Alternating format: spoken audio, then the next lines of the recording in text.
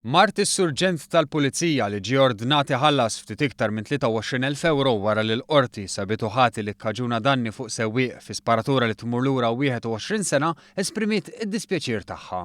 Dan għax familta tħallit tikkumbatti l-każ weħda u ma sabet l-ebda għajnuna mill-korp tal-Pulizija.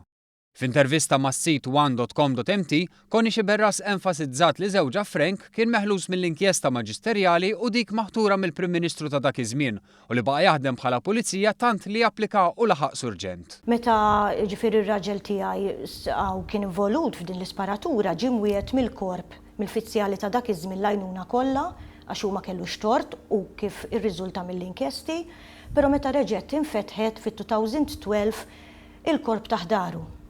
Għalaqlu l-bibin kollha u spiċċajna aħna lampa stampa. Kien fl-20 ta' Settembru tal-1995 meta Charles Azzoppardi kien għaddej bil-karozza tiegħu fit-triq Kwisisana.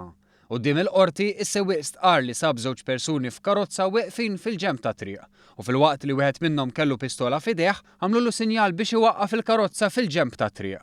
Eventwalment għallu xhieda fil-qorti Azzoppardi prova jsuq fuqhom u kien hawn li Xiberras spara tir lejn ir-rota tal-karozza. Aġir li nstab li kien korrett minn inkjesti interni.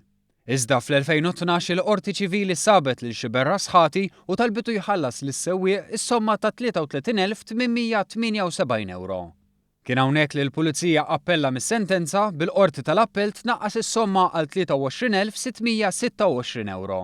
Madankollu ċifra xorta tlaħħaq 30,000 euro, kif il-qorti ordnat li ħallas Limax li jibda jakkumula mit-19 ta' Ġunju 2012 data tal-ewwel sentenza.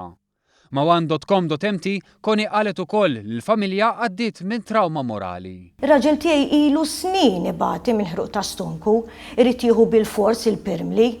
Ma kienx qed jgħix, ma konniex qegħdin ngħixu, aħna neżistu qegħdin f'daw iż-żmien. Għax tara anke jekk tipprova tagħmel xi ħaġa, at the back of your mind għandek dejjem dik ix-xi ħaġa li dejjem tberrin.